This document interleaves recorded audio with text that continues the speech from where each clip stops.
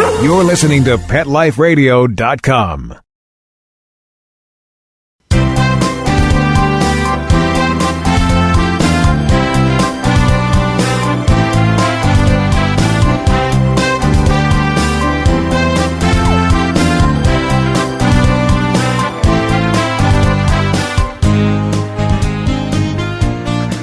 Well. Welcome to another edition of Ask the Vets with Dr. Jeff. And I am your host, Dr. Jeff Werber, here with you for the next 30 minutes here on Pet Life Radio.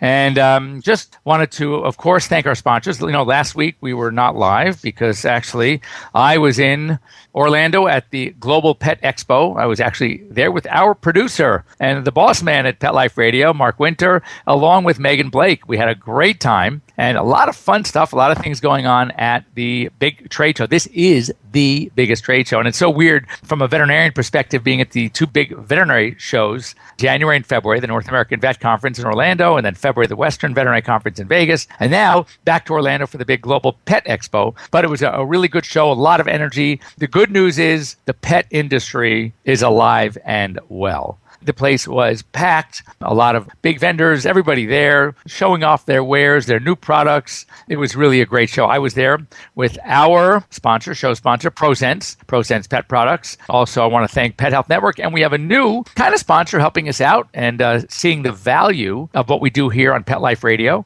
And that is Kong, K-O-N-G. So when we get callers who get the guts to call in a question about their pet, or email me a question that I read live on air, the Kong is going to send out a free Kong toy, and those aren't cheap. So that's a really great thing. So you get free advice, lots of information, and a ProSense and or a Kong toy just for calling in here to Ask the Vets with Dr. Jeff on Pet Life Radio. That is a great deal. And to find ProSense products, just you can go to our local Walmart retailer, Target. A lot of the big retailers are carrying ProSense, and those are phenomenal products for you. You know, you learn a lot when you go to these shows. And one of the things that we learn a lot are the inconsistencies, inaccuracies as far as internet and the stories on the internet. I had a client come in to get some medication, a flea preventive, a parasite preventative, and a heartworm preventative. And there's a couple of products out there that will do all of them. And I recommended one of them. And it happens to be a product by Elanco Lily called Trifexis. I don't like the mess of the spot on, so I've been using that on my dogs. And so she buys it on my recommendation. And then she comes in the next day, which was this morning, to tell me that this product, Dr. Werber, did you know that this product has killed over 700 dogs? I'm going, oh, really? You know, it's amazing. You realize, for a second, just for one split second, if in fact a product was responsible for 700 dog deaths, don't you think you would have heard about it without searching it down? Don't you think Elanco Lily, which is a huge product. I mean, Elanco Lilly is the veterinary division of Lilly, Eli Lilly and Company. We're talking one of the most major pharmaceutical companies in the country. It's up there with the big players. Don't you think with 700 animals being killed by a product that this product would already be off the shelves and they'd be researching and finding out what happened? I said, it is nonsense. There was a story, a couple of months ago, maybe even longer, maybe 6 months ago, and a woman called her local news station, I believe Atlanta, to complain that this medication that she put her dogs on killed her dogs. And the story was going to go live on the news. And so what happened was the company decided to pay for 2 independent veterinary schools to do a complete autopsy, what we call a necropsy, on these dogs. And they didn't give them much history at all. All they said is, here are these 2 dogs, they're deceased, fairly sudden death. Could you do your magic and see what you got? 2 independent veterinary pathology departments at 2 major U.S. veterinary schools came up with the exact same diagnosis. Pretty interesting, huh? And not surprising. I'm kind of being facetious. And what was the exact same diagnosis? These dogs had a disease called, and they were siblings, they were related, cardiomyopathy. So this is not caused by a medication. This is a heart condition that these dogs are usually born with, especially in this breed. And it had nothing to do with the medication. What's interesting is The newscaster, the reporter who was taking on this story, who was doing his quote-unquote investigative reporting, he knew he got the results from these two independent, very, very impressive major veterinary school departments of pathology, indicating that these deaths were not related to anything but an underlying cardiac defect. And guess what? Wouldn't you know it? News is news. They love these sensationalized stories. They ran the story anyway. So I told this client, there is no way. My dogs personally have been on this product for several years without incidents. I've scripted it out to hundreds and hundreds of dogs. And other than maybe a little vomiting with the first dose, I had zero problems.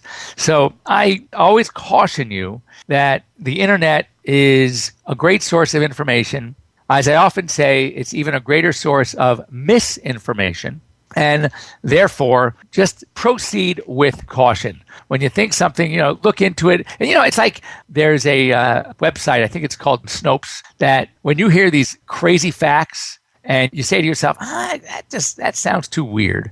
There's a website you can go on to, and a lot of these things are fiction. It's not fact. They become viral on the internet. Before you know it, you're hearing all this stuff about a product or about a service, something that is totally out of whack. And when you go on to verify the facts, you find out bogus, nonsense, not true.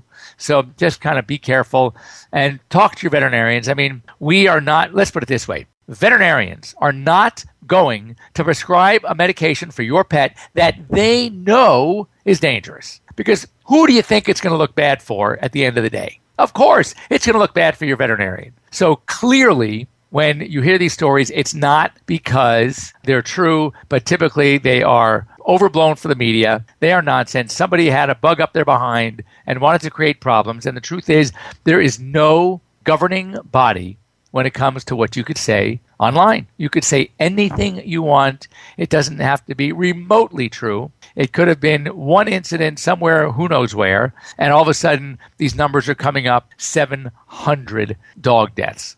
So anyway, my take-home message is you want to be careful. Anyway, I'm here for you. I'd love to hear from you. Any questions you might have. I mean, I know there's got to be some burning questions about your pet's health, about your pet's diet, about your pet's exercise. Again, one of the hotter topics out there, of course, as always, is the fact that obesity is such a huge problem. I know we've talked recently about pet insurance. We've got to do something about that as well because, again, thinking about how many dogs and cats are in this country. We're looking at something like 117 million just dogs and cats. That doesn't include the pocket pets. That doesn't include the horses. I mean, we're talking a lot of animals out there. And yet, less than 1% of you pet owners, pet parents, call yourselves whatever you'd like, are insuring your pets. But trust me, it is the pet owner who is the first to complain about the cost of care. And I know it's expensive.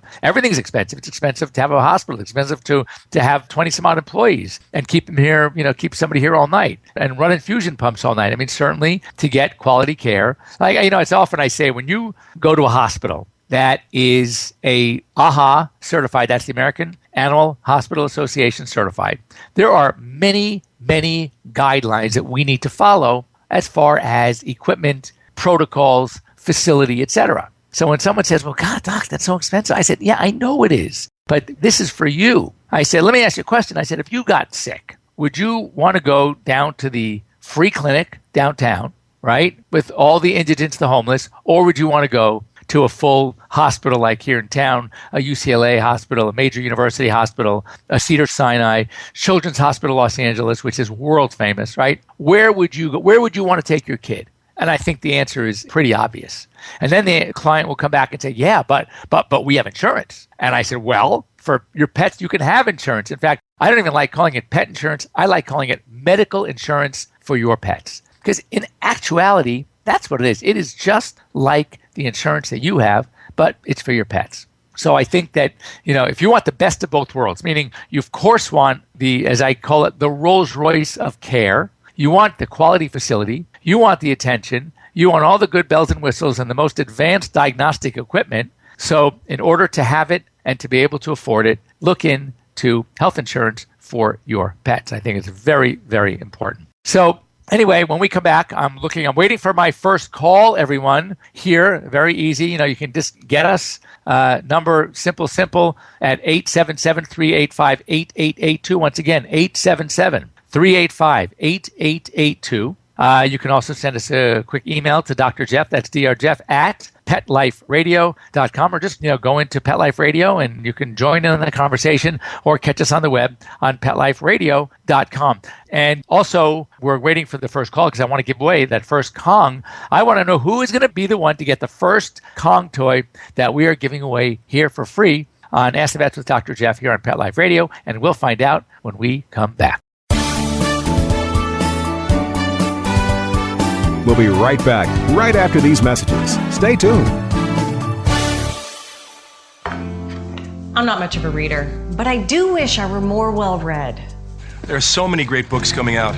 I wish I could find a way to keep up.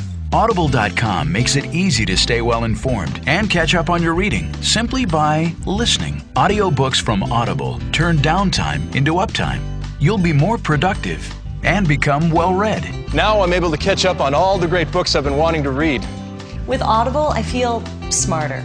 Pet Life Radio listeners, try Audible.com now and get your first 30 days of Audible Listener Gold membership plan free. And get a free audiobook. Choose from over 100,000 titles. To get this great deal, go to audibledeals.com. That's audibledeals.com.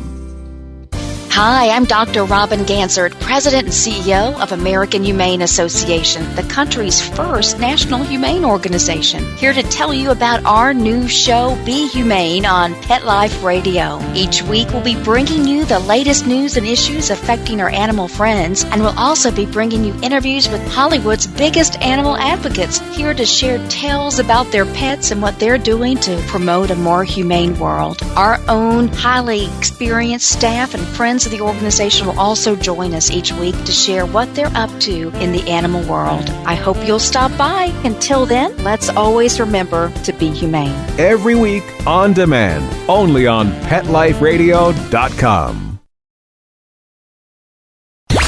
Let's talk pets. Let's talk pets On Pet Life Radio. Pet Life Radio. PetLifeRadio.com.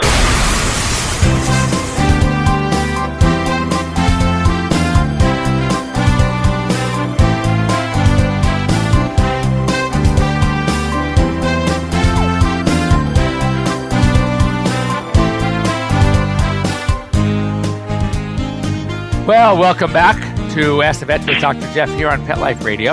And if I heard Mr. Mark Winter, our producer, correctly, we have a caller. Who's on the line? Hi. Hi. This is Michelle calling from Canada. Hello, Michelle. How are you? I'm well, thank you. How are you? So, what province in Canada are you from? Alberta. I'm calling from Edmonton, Alberta. Very nice. So what can we do for you? Not so nice. No, why? Is it really cold out there? It's not so cold. We've had a really mild winter, but it did snow today. But yeah, it's still nice out there for March. We can hear that Canadian out. So I would pick you out in a crowd anyway. So what's doing up in? You have a dog, cat. What do you got? I have a miniature Dachshund that I rescued approximately 2 years ago. Good for you. And she is a miniature Dachshund Dolly. Okay, and I'm sure she's adorable. What color? She's brown with little black spots. Aw, very cute. So how is Dolly? What can we do for you? She is fine, but she had, when I rescued her, whoever had her before me never cared for her teeth. Ooh, okay. And they're she has extremely bad breath. Okay. Did have a consultation with our veterinarian who gave me an estimate of $2,300 to $2,400 Canadian. And then when I had a consult with a veterinarian I was told to go visit that was more out in the country, he an estimate of $400.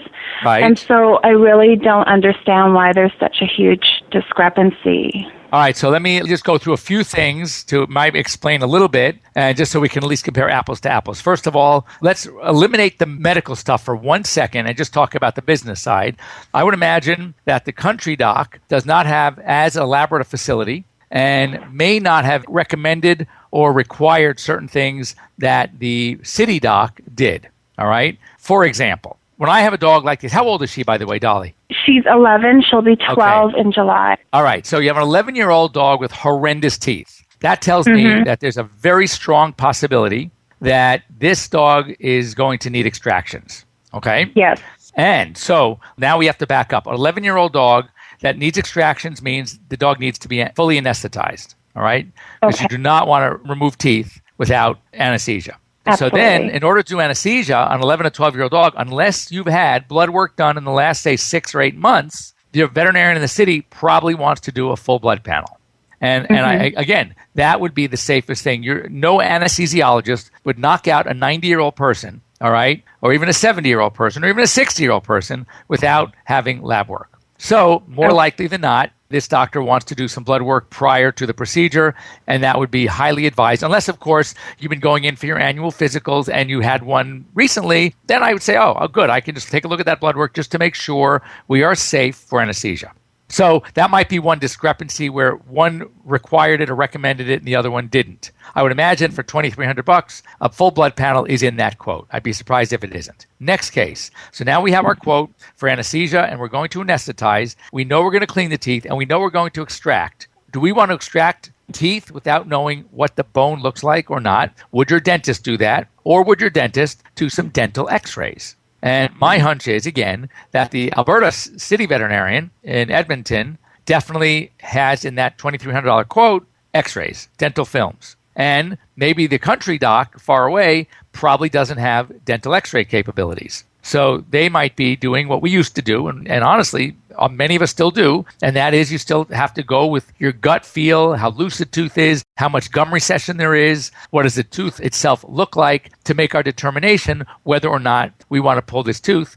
But the point is, when you're in there pulling bad teeth in a dog who has bad teeth, you can't always tell what the bone situation is like by looking at the portion of the tooth that is outside of the gum, called the crown. So, therefore, you may need, and I'm not saying we do, but the idea of taking an x-ray on an older dog's mouth that you know already is going to need some extractions based on how bad the teeth are and how loose they are in the mouth, might you want to just make sure that there are none others that need to come out, or B, you might have a tooth that looks kind of bad on the outside. Maybe you should pull, maybe you shouldn't. And you take the dental x-ray and you find, oh my God, these roots are gorgeous and everything's in the bone and everything is complete. So then all you need is a thorough cleaning. So again, that might make the difference there between dental films or not doing dental films. As far as the cleaning and polish procedure, I would imagine they're kind of the same, roughly. I would imagine the general anesthesia probably would be less expensive from the veterinarian out in the country. And I think, that part of that is, is the procedure any different from the vet out there? Probably not. It's the same.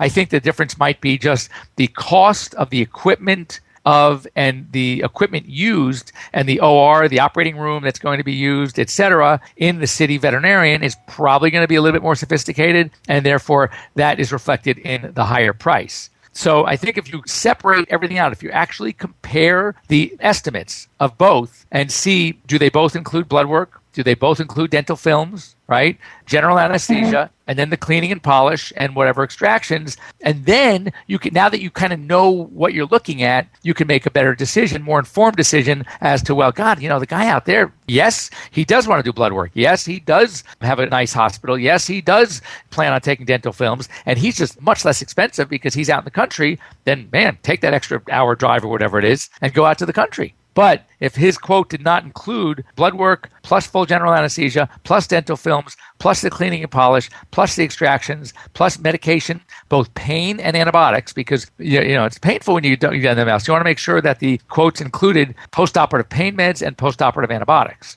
So hopefully now you can look at that, revisit both invoices, both estimates, and say, no wonder why this guy was only $400 because he's not including all that stuff. No wonder why this guy is $2,300 because he's including all plus some. So have you been, I don't know if you had the estimates in front of you while I was talking to see if I'm in the ballpark with what they recommended? No, they were just received in person. But I my gut says to go with our city veterinarian, and he also specializes in dentistry. And that's another reason why. And that's probably another reason why he's much more expensive. Because I'll tell you, you're more than welcome to come out to Los Angeles. I'd be happy to take care of her. But we do the more sophisticated because we do take dental films. We want to make sure the bloods are okay because we certainly don't want to anesthetize an 11 to 12-year-old dog without making sure that everything is fine. But it will be even more expensive by a vet dentist than it would be just by your general practice veterinarian, who also is sort of up to date and has a lot of this equipment in their hospital. That also explains why that very large amount, because he's a veterinary dental specialist. Okay. He also said that because she was originally a breeder dog and then was given away when she is deemed to be of no value, that she has never been fixed, and that needs... Absolutely. Oh my gosh. Because she's at an increased risk for like breast cancer and uterine. And so your thoughts on that? All right. If that's included in the price, he's 100% right. However, I will just warn you that the uterine cancer, the ovarian cancer, 100%, yes, preventable. Okay. But mammary cancer at this age, the current trend, the belief is that in order to gain the benefit of mammary cancer risk reduction, these female dogs need to be spayed before their second heat, and that's assuming they don't have a litter on their first. So your risk reduction for mammary cancer, now trust me, still do it because there are many other advantages, but as far as I don't want you thinking that heaven forbid end up with mammary cancer 3 years down the road, you're going to say, I thought that because we spayed her that she's not going to get mammary cancer. No, that unfortunately we can't do anything about that risk by spaying her so late. But it's so funny because here, and I don't know whether it's in the big city, LA, or the States, or obviously veterinarians that believe in it like I do, but I don't think I even have an 11-year-old patient in my entire database, and I'm talking substantial database, that is not fixed. So I would have been on you to get her fixed years ago, as soon as you first adopted her. In fact, it's interesting. Did you adopt her literally from the street or from a rescue agency? Pretty much from the street. She happened to be in the care of a neighbor. Oh, okay. Was just given randomly away to this individual. And then I just immediately took her. Well, you're a princess, but I will tell you that in LA, any rescue group, any shelter, anyone, they can't even rescue them out and adopt them out to new homes if they're not fixed. So that's why it's so bizarre for me to even hear of a dog this age that is not fixed yet. I mean, it is like an essential. And even if she were a breeding dog at some point, which she may have been, by the time they hit 7 or 8, they're not going to breed them anymore. You get them fixed at that point. Right. So if she's not been fixed and she hasn't had lab work, I hate to spend your money, but I would think that you might be better off at the city vet. Okay. This has been so helpful. Thank you so much. I really appreciate it. You're very welcome. And don't hang up without talking to Mark in studio, because we're going to send Dolly out a gift. Oh, how lovely. Thank you. All right. Very good. And best of luck with Dolly, and I'm sure she'll be fine. And why don't you, after it's all done, would you give us a call back here and revisit with us and let us know how it all went? I will. Thank you. Thanks a lot. Bye, Michelle. Bye-bye. Now, that was painless. You see, everybody, all this great information, and it's free. And hopefully we got Michelle on the right track. So anyway, it is that time. It is that time to sign off. And that was a great call. I hope all of you out there listening heard this information, because this is very, very important. When you go someplace, if you're going to get a second opinion, if you are going to talk to a friend, it is so important to compare apples to apples. Here were 2 quotes. One was 4 times or so, or maybe 6 times the other, and yet they were not even in the same ballpark as far as what was going to be done. So you really want to compare apples to apples and get information. Don't just say, oh, God, he's so cheap, or therefore I'm going that way. Find out where your money is going, what it's going to be spent on.